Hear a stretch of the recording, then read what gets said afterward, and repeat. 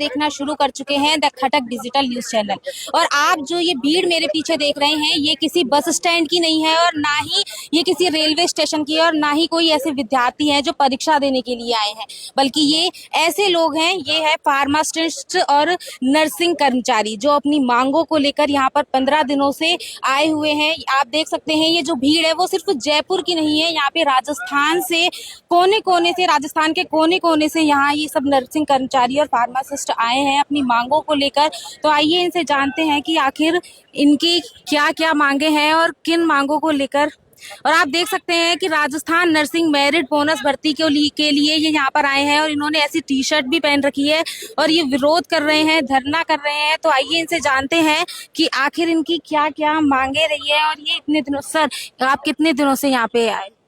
आज धरने का हमारा 15 दिन है और हमारी एक ही मांग है कि सरकार जो नर्सिंग भर्ती, पैरामेडिकल भर्ती, फार्मासिस्ट भर्ती, एएनएम भर्ती जो करवाती आई है 2013, 18 और 23 के अंदर, उसी तरीके से कराए मेरिट प्लस बोनस से। 1965 का जो नियम है उसमें कोई भी संशोधन सरकार नहीं करे, उसी नियम को यथावत रखते हुए उसी तर्ज पर भर्ती कराए। अगर सरकार नियमों में चेंज करती है, जिन नर्सिंग कर्मियों ने, जिन फार्मासिस्ट कर्मियों ने, जिन पैरामेडिकल कर्मियों ने सरकार का कंधे से कंधा मिलाकर साथ दिया, राजस्थान की चिकित्सा व्यवस्था को मजबूत किया, गांव-गांव ढाणी तक जन कल्याणकारी योजनाओं को अल्प वेतन में पहुंचाया और सरकार ने वादा किया था अल्प वेतन देते हुए कि राजस्थान में जब भी नर्सिंग भर्ती आएगी हम आपको बोनस देकर मेरिट प्लस बोनस के आधार पर परमानेंट करेंगे। कहीं न कहीं ब्यूरोक्रेसी हावी होने के कारण कुछ एक अधिकारी कोचिंग माफियाओं से मिलकर इस नियम में 1965 के नियम में चेंज करना चाहते हैं, जिससे हजारों युवाओं के भविष्य के साथ खिलवाड़ होता है। सरकार पारदर्शिता रखते हुए सरकार कहती है कि कुछ लोग कहते हैं एग्जाम से करवाए। 2020 में सीएचओ का पेपर करवाया था, जिसके बाद 22 में हुआ, उस पेपर एग्जाम से लीक हो गया, जिसकी वापस भाजपा सरकार ने कराई। मेरिट प्लस बोनस एक पारदर्शिता है, उसके अंदर सबको एक दूसरे की परसेंटेज पता होती है, तो सही तरीके से हो जाती है। और आज तक जितनी भी भर्तियां वो इसी आधार पे हुई है, तो सरकार को नियम चेंज करने की कहाँ जरूरत है।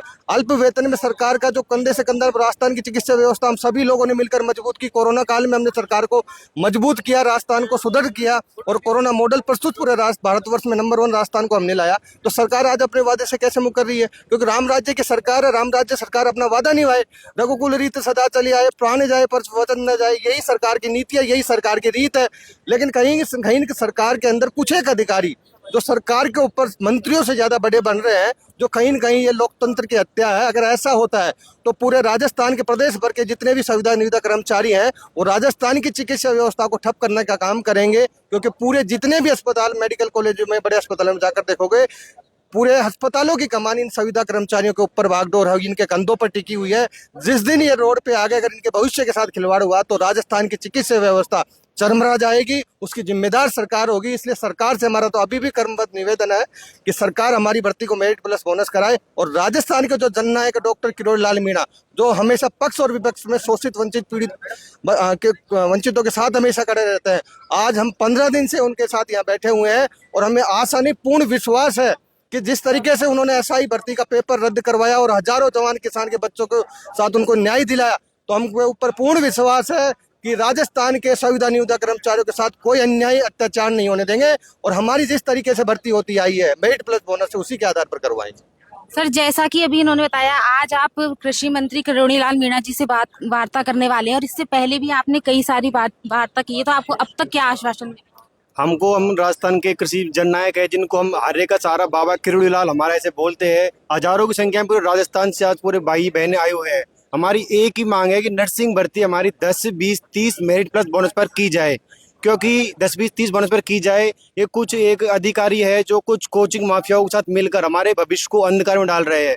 हम उन सब गरीब परिवार के लोगों से आए हुए हैं। हमने सरकार का, जब कोविड में कोई भी साथ नहीं दे रहा था, तो हमने कंधे से कंधा मिलाकर सरकार का साथ दिया था। सरकार ने उस टाइम तो हम पर पुष्प वर्षा की थी, कोरोना वॉरियर्स के नाम से जाने गए थे। और आज वही सरकार हमको दर दर की ठोकरें खिलवा रही है। यहाँ पे आज हम यहाँ पे हमारा 15वां दिन है, बाबा किरोड़ी के बंगले पर हम बैठे हुए हैं। हम इसलिए बैठे हुए हैं यहाँ पे क्योंकि हमारा कोई भी सुनने वाला नहीं है। हमें बाबा के, हम पर आखिरी उम्मीद हमको किरोड़ी लाल बाबा है। जब यहाँ तक कि 2013 में, 2018 में, 2023 में नर्सिंग भर्ती 10, 20, 30 से हुई थी, तो अब ये कुछ लोग अधिकारी है जो अपनी मन की करके हुए कोचिंग माफियाओं के साथ मिल करके इस भर्ती को लिखित से करवाना चाहते हैं। अगर लिखित से भर्ती हुई तो हम हजारों भाई बहनों बच्चों को क्या होगा। अब ये मंत्री ये कुछ अधिकारी है जो बोलते हैं कि अब तुम पढ़ाई से एग्जाम की तैयारी करो।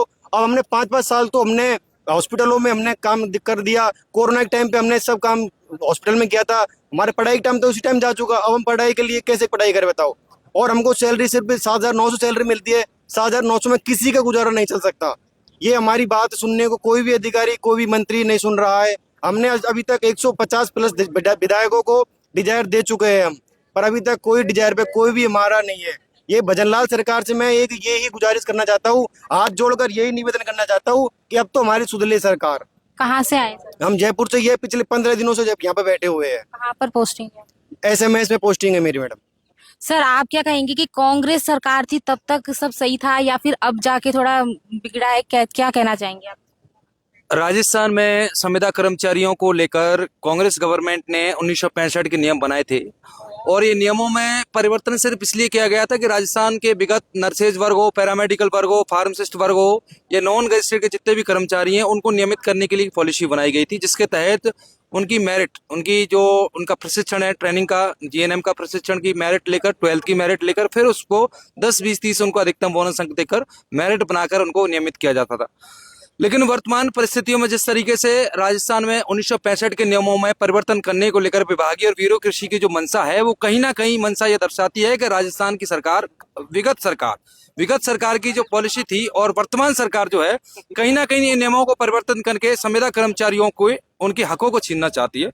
माननीय मुख्यमंत्री और चिकित्सा मंत्री महोदय अच्छे हैं और उनकी जो नीति है कहीं ना कहीं बेरोजगार संविदा कर्मचारियों को रोजगार देने का है, लेकिन इस तरीके से अगर नियमों में परिवर्तन किया जाता तो कहीं ना कहीं संविदा कर्मचारी अपने हकों से वंचित रह जाएंगे। माननीय सिर्फ इतना मैं कहना चाहता हूं कि पूर्व से जो नियम आपने बनाए गए हैं कहीं ना कहीं उन्हीं के तहत राजस्थान में 2013, 2018, 2023 भर्ती हुई है, जिसके तहत राजस्थान में कम से कम 50,000 कर्मचारी आज नियमित चिकित्सा सेवाएं दे रहे हैं और राजस्थान में 7,000 से 9,000 रुपए में जो काम कर रहे हैं आज कर्मचारी, जो मैन पावर मैं कहूँ SMS मेडिकल कॉलेज के तहत ही कम से कम 2 से 2,500 कर्मचारी हैं जो मैन पावर चिकित्सा व्यवस्था को चला रहे हैं। और इसी तहत पूरे राजस्थान प्रदेश की बात करूं तो कम से कम 20 से 25,000 संविदा कर्मचारी हैं जो चिकित्सा व्यवस्था को चलाने में अपना योगदान दे रहे हैं। आज अगर इस तरह से नियमों में परिवर्तन की बात की जाती है तो क्या होगा इनका भविष्य? क्या ये जीवन में कभी भी नियमित नहीं हो पाएंगे? एक बहुत बड़ा सवाल है जो राजस्थान सरकार के सामने है कि अगर आप नियमों में परिवर्तन करना चाहते हो तो इन 25,000 कर्मचारियों का भविष्य हमेशा के लिए दांव पर लगता है। मैं माननीय चिकित्सा मंत्री जी से कहना चाहता हूं कि राजस्थान नर्सेज भर्ती संघर्ष समिति के बैनर तले पिछले 2 साल से प्रत्येक जिले से जिला कलेक्टर के माध्यम से भी, जनप्रतिनिधियों के माध्यम से भी लगातार आप तक सूचनाएं पहुंचाई जा रही हैं और राजस्थान में पिछले 3 महीने से नर्सेज भर्ती संघर्ष समिति के बैनर तले तीव्र आंदोलन किया गया है, जिसके तहत कई बार धरना प्रदर्शन और आज भी आप देख पा रही हैं कि माननीय किरोड़ीलाल जी के निवास पर 15वां दिवस है जहां धरना चल रहा है और उम्मीद है, आशा है, जिस तरीके से माननीय किरोड़ीलाल जी ने उम्मीद जताई है कि आपकी चिकित्सा मंत्री से वार्ता एक बार करा चुका हूं, पुनः उन्होंने मुझे 2 दिन का समय दिया था लेकिन अब 15 दिन हो चुके हैं। आप विभागीय अधिकारियों से वार्ता करें, 1965 के नियमों में किसी प्रकार का संशोधन ना करते हुए भर्ती पूर्व की भांति मेरिट प्लस बोनस जारी करवाने का कार्य करें। इस मांग को लेकर हम बैठे हुए, आप देख सकती हैं राजस्थान के प्रत्येक जिले से, गांव धाणी से आज संविदा कर्मचारी हमारे बीच में मौजूद हैं और अपनी भर्ती को लेकर टी-शर्ट तक लिखे हुए हैं। और मैं आपको बताऊंगा इस दौरान यही नहीं कि टी-शर्ट पर लिखना, ज्ञापन के अलावा हमने दौसा से अपनी मांग को राजस्थान सरकार तक पहुंचाने के लिए पैदल पद यात्रा निकाली है और शहीद स्मारक पर करीबन 5 से 10,000 की संख्या में करीबन हम 8 से 9 बार धरना भी दे चुके हैं। विधानसभा के चलते हमने माननीय चिकित्सा मंत्री जी को ज्ञापन दिया, माननीय मुख्यमंत्री महोदय से भी माननीय गजेंद्र सिंह के द्वारा जी ज्ञापन दिया जा चुका जोधपुर में, माननीय अभी जम्मा रामगढ़ में भी वहां के लोकल विधायक के द्वारा भी माननीय मुख्यमंत्री जी को ज्ञापन दिया गया। हम व्यक्तिगत भी माननीय मुख्यमंत्री जी से कई बार मिल चुके हैं, लेकिन आज तक किसी प्रकार की कार्रवाई न होने के कारण फिर से राजस्थान के तमाम संविदा नर्सेज, पैरामेडिकल, फार्मासिस्ट कर्मचारी यहाँ पर एकत्रित हुए। मीडिया के माध्यम से ये बात राजस्थान सरकार तक पहुंचे कि ये पीड़ित हैं, ये शोषित हैं और परेशान हैं।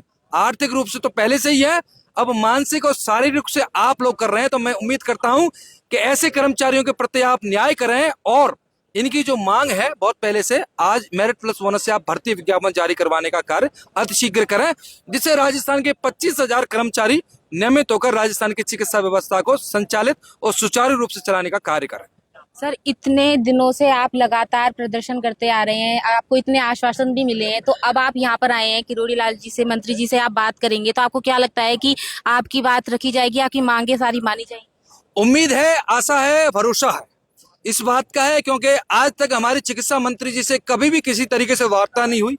23 मार्च को एक बहुत अर्थी वार्ता माननीय किरोड़ी लाल जी के नेतृत्व में सिविल लाइन में उनके निजी निवास पर हुई थी, और उन्होंने उस टाइम हमारी जो डायरेक्टर हैं गायत्री राठौड़ मैडम PHS, उनकी अनुपस्थिति में उन्होंने समय मांगा था कि 2 दिन का मुझे समय दो, और वो आज मैडम भी यहाँ पे हैं और माननीय चिकित्सा मंत्री जी यहाँ पर हैं। माननीय किरोड़ी लाल मीणा जी अभी जिस तरह की हमसे वार्ता करके गए हैं, वो सचिवालय में अभी किसी सरकारी कार्य से गए हैं, और उनके आते ही हमें उम्मीद है कि वो माननीय चिकित्सा मंत्री जी से आज हमारी निर्णायक वार्ता कराएंगे, ऐसा हमारा उम्मीद है। बाकी राजस्थान का जितना भी जो सरकार का कैबिनेट है, प्रत्येक कैबिनेट मंत्री के डिजायर हमारे पास है। राजस्थान के 200 जन प्रतिनिधियों का मांग पत्र हमारे पास है।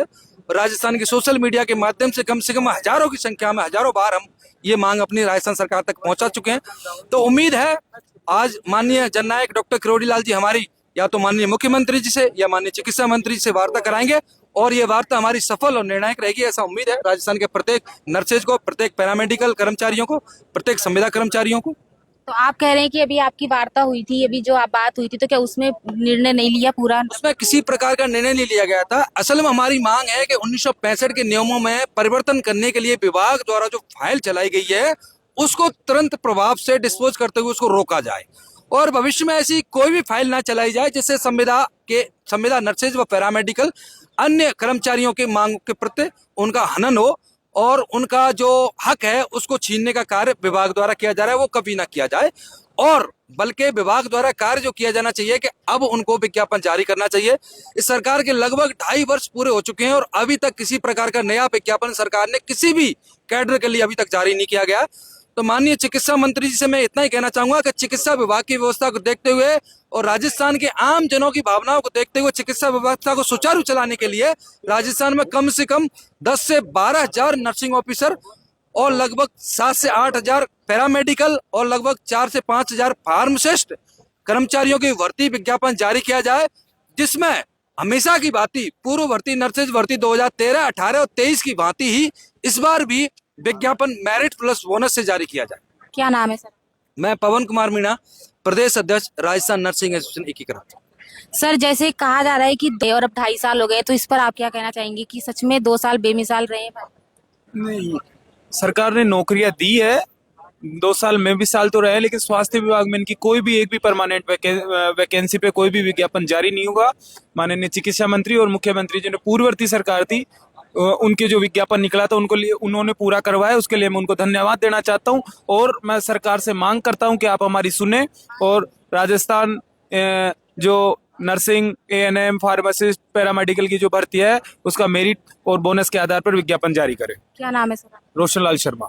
तो कुछ और भी जो है हमारे साथ जुड़ी हुई है नर्सिंग कर्मी महिलाएं हैं, उनसे हम बात करने की कोशिश करेंगे। भर्ती मेरिट प्लस बोनस 10, 20, 30 अंक के आधार पर ही करवाई जाए।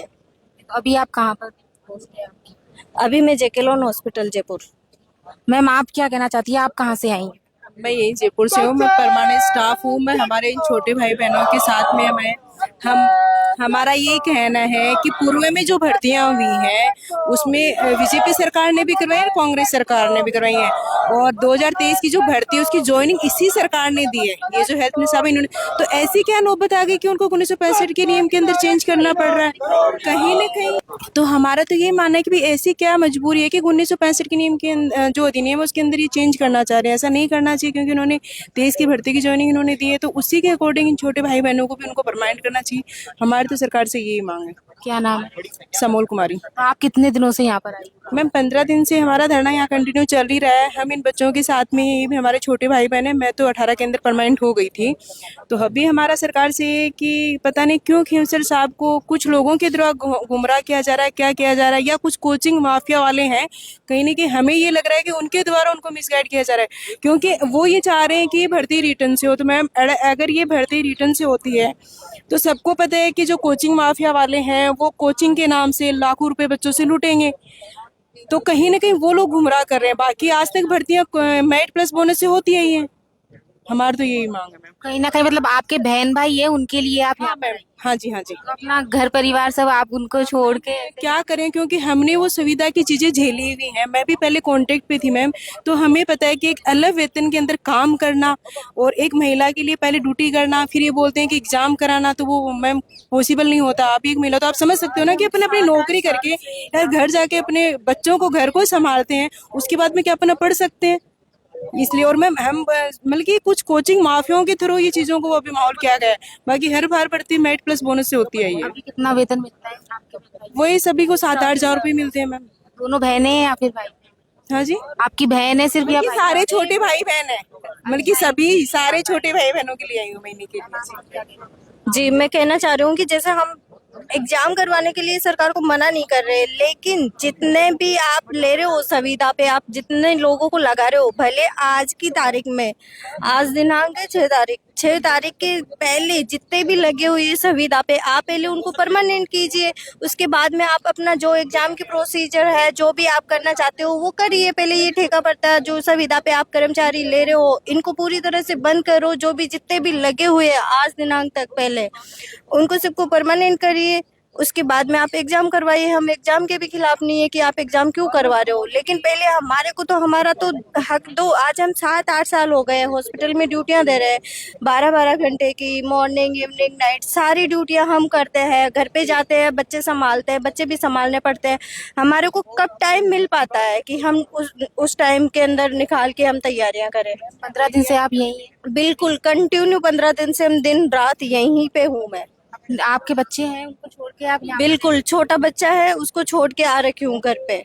मैम आप मीडिया के माध्यम से ये कहना चाह रही हूँ, इसमें जो आधे से ज्यादा जो लोग हैं वो ऑलरेडी एनएचएम का एग्जाम दे के क्वालिफाई होके आए हुए बच्चे हैं। वो ऑलरेडी उन्होंने एग्जाम दिया है, वो क्वालिफाई हुए हैं। उस राजस्थान सरकार के द्वारा एनएचएम की भर्ती निकाली गई है। तो जब इन बच्चों ने एक पेपर पास कर लिया, अब ये नौकरी कर रहे हैं, ये वहाँ हॉस्पिटल के अंदर मॉर्निंग इवनिंग नाइट करने के बाद में अब थोड़ी ये पढ़ सकते हैं। तो हमारा तो सरकार से भी निवेदन है कि भाई सरकार संवेदनशील है। सरकार इन्होंने ज्वाइनिंग दी है पहले भी 23 वाली भर्ती को, तो माननीय सीएम साहब, माननीय गजेंद्र सिंह खींवसर साहब से ये रिक्वेस्ट है कि भाई जैसे उनको ज्वाइनिंग दी वैसे इन छोटे भाई बहनों को भी वो परमानेंट करें। हमारी नई कुछ डिमांड है नहीं, वो ही मांग रहे हैं जो पुराने तरीके से करते आ रहे हैं, कुछ नया हम चेंज नहीं करवाना चाह रहे। बस इनकी यही मांग है कि इनको भर्ती, इनकी जो भर्तियां हैं उनको नियमित किया जाए। 2013 में और 18 में और 23 में जैसे भर्तियां निकाली गई थी वैसे ही इन्हें नियमित किया जाए। बस इनकी यही मांगे हैं। तो इसके अपडेट्स के लिए बने रहिए आपके अपने चैनल द खटक के साथ।